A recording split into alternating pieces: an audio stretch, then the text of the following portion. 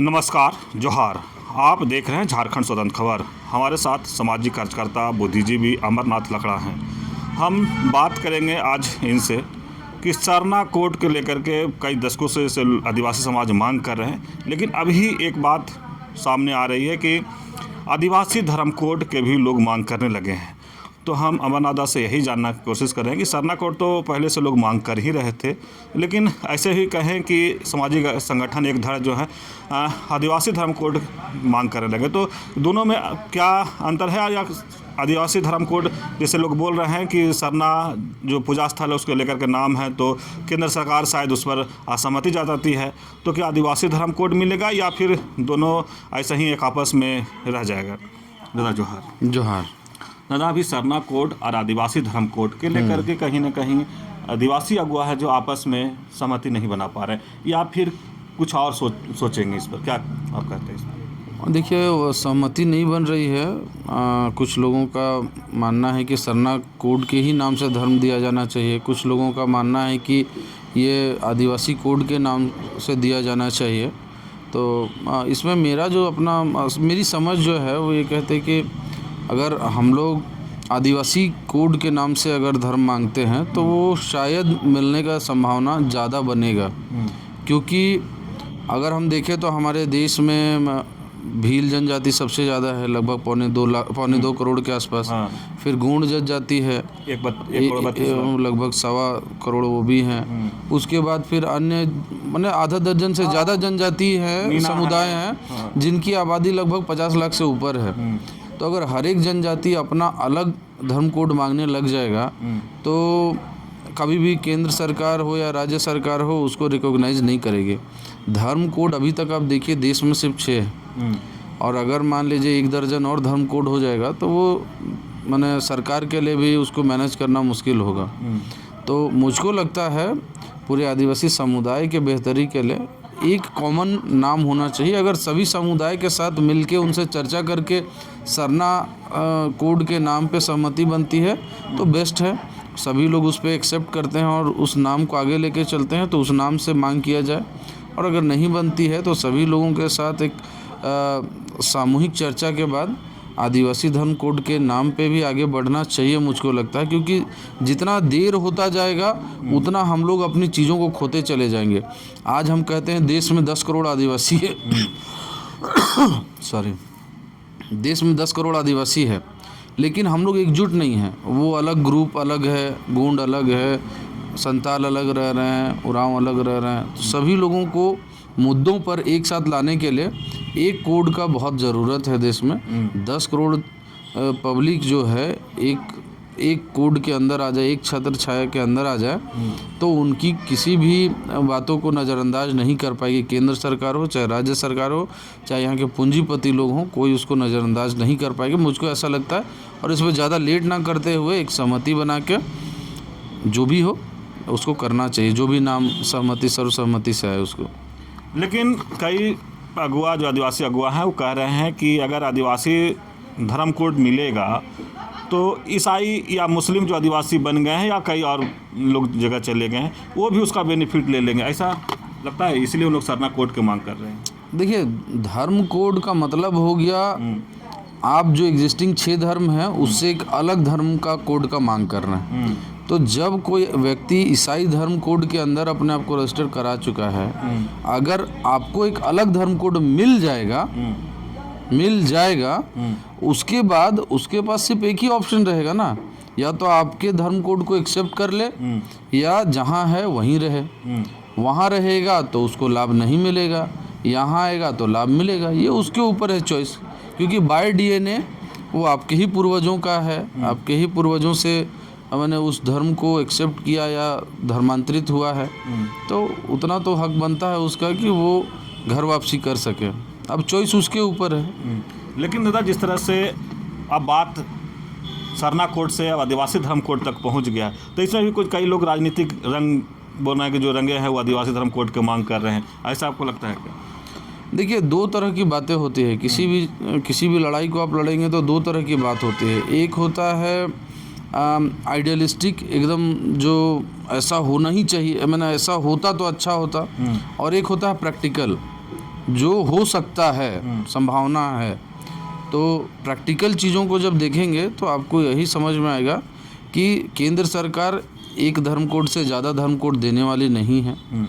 अगर प्रेशर बनाया जाए तब जाके एक मिल सकेगा, एक से ज़्यादा तो कभी संभव नहीं है। तो उस प्रैक्टिकलिटी को देखते हुए किसी एक नाम पे, सरना नाम पे अगर सभी समुदाय सहमत होते हैं तो सरना धर्म कोड के ही नाम को आगे लेके चलना चाहिए, और अगर आदिवासी धर्म कोड के नाम पे लेके चलते हैं तो उसको लेके चलना चाहिए। लेकिन एक अपना धर्म कोड लेना चाहिए। मैं ऐसा क्यों बोल रहा हूँ, क्योंकि बहुत लेट होते जा रहा है अपनी इस नाम की लड़ाई को लेके। इतना लेट होते जा रहा है कि हमारा जल जंगल ज़मीन हमारे हाथ से निकलता जा रहा है। ये सिर्फ झारखंड और रांची की बात नहीं है, पूरे देश की बात है। हसदेव जंगल आज चला गया, क्यों? क्योंकि पूरे देश के आदिवासी एकजुट नहीं है। हसदेव अरण्य ख़त्म हो गया। उसी तरह बहुत सारे जगह है जहाँ पे आदिवासियों को, पूरे देश के आदिवासियों को एकजुट होने की ज़रूरत है। और ये धर्म कोड, जो भी धर्म कोड मिलेगा वो कहीं ना कहीं बहुत मेजर रोल प्ले करेगा आदिवासियों को पूरे देश में एकजुट करने में। इसलिए विलम्ब ना करते हुए इसको जल्दी से तय करना चाहिए, मुझको लगता है। आपको क्या लगता है कि सरना कोड से एकजुट होंगे या आदिवासी धर्म कोड जो है नाम, उससे एकजुट होंगे लोग?